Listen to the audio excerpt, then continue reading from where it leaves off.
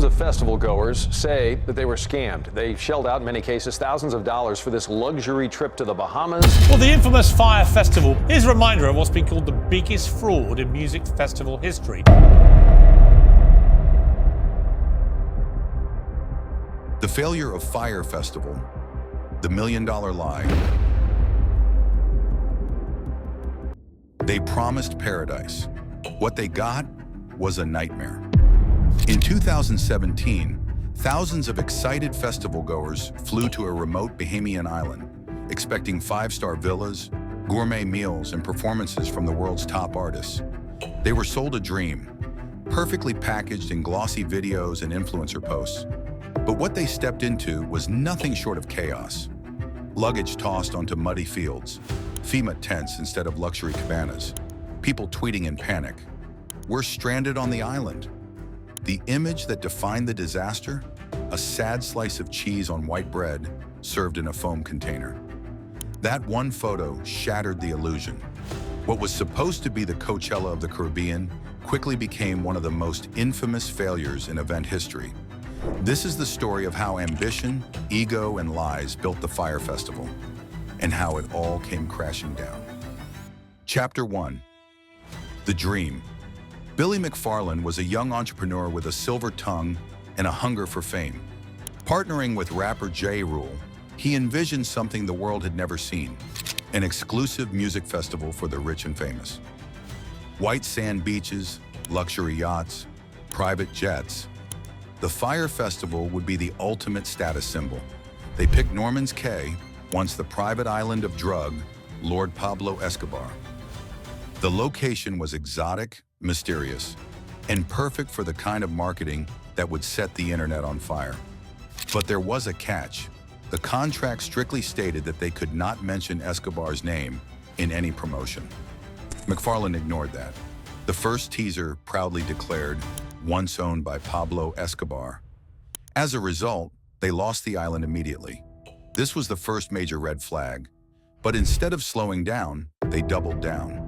In a frenzy, the team scrambled to relocate the festival, replan logistics, and keep the illusion alive. The dream was starting to crack, but no one wanted to admit it. Chapter 2. The Instagram Lie. What came next was a marketing stunt that changed influencer culture forever.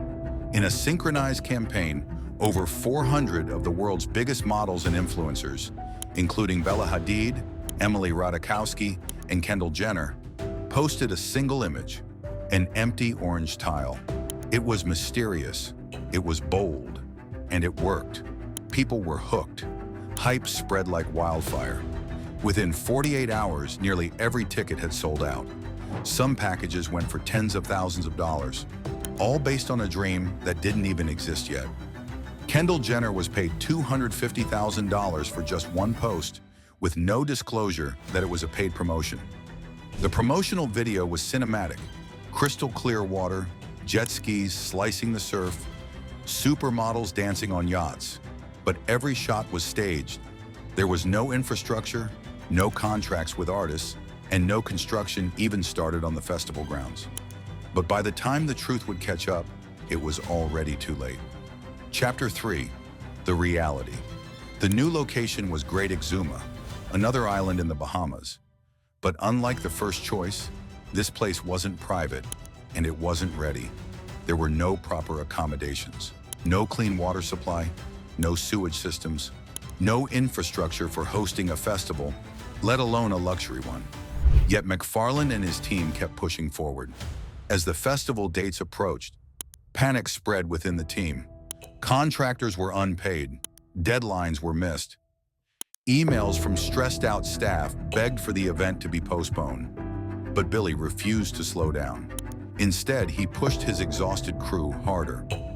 They were sleeping just hours a night, building tents in sweltering heat, while promises of private villas still filled the official website.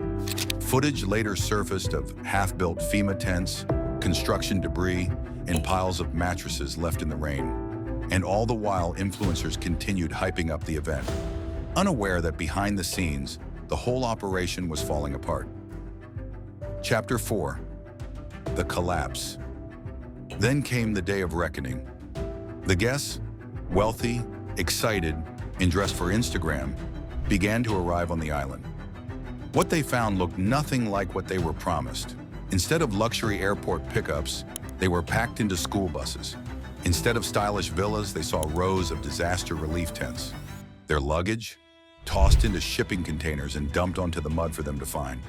There was no staff to check them in, no signage, no directions. Darkness fell and panic grew. People didn't know where to sleep, what to eat, or who to call. Some tried to book emergency flights off the island, only to find that there weren't any. Artists who had been advertised, like Blink 182, canceled their performances. The stages were incomplete, the bathrooms were failing, the bar ran out of alcohol, and perhaps worst of all, there was no one taking responsibility. Stranded, soaked, and hungry, the guests began posting on social media. And that's when the world started watching. The illusion had shattered. The Fyre Festival wasn't just a disaster, it was a lie. Chapter 5: The Fallout. As news of the chaos spread, the world watched in disbelief.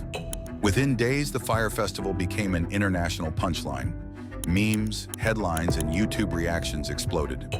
What was once billed as an elite event turned into a cautionary tale, all under the glare of global attention. Behind the scenes, lawsuits piled up. Vendors had gone unpaid. Workers in the Bahamas, who had labored for weeks under brutal conditions, were never compensated. And then came the legal reckoning. Billy McFarland was arrested by the FBI and charged with wire fraud. The organizer behind the disastrous Fyre Festival in the Bahamas has been arrested. The full extent of the scam began to unfold. Fake documents, forged emails, and millions taken from investors under false pretenses. In 2018, he was sentenced to 6 years in federal prison and ordered to pay over $26 million in restitution. Yet even in the face of ruin, McFarland wasn't done. While out on bail, he launched another fraudulent venture, selling fake tickets to events like the Met Gala and Coachella. 2 major documentaries, one from Netflix, another from Hulu, chronicled the rise and fall of the Fyre Festival. They sparked global debates about influencer responsibility, social media deception, and the price of chasing clout. And then, incredibly, Billy McFarland announced, Fyre Festival 2 is coming. Conclusion and outro. The Fyre Festival wasn't just a failed event. It was a mirror held up to a generation obsessed with image over substance. It showed us how far people would go to sell a fantasy, to buy into one, and to ignore every warning sign along the way. A world where a well-lit Instagram post holds more weight than real-world logistics, where influencers promote without knowing or caring what they're endorsing, where branding, not reality, drives belief. It was never really about music. It was never about community. It was about illusion. And maybe the biggest question of all isn't how it failed, but how it ever got that far in the first place. So here's the real question. If Fyre Festival 2.0 actually happened, would you go? Let us know in the comments below. And if you love diving into the wildest scandals in music history, make sure to subscribe. More unbelievable stories are coming soon.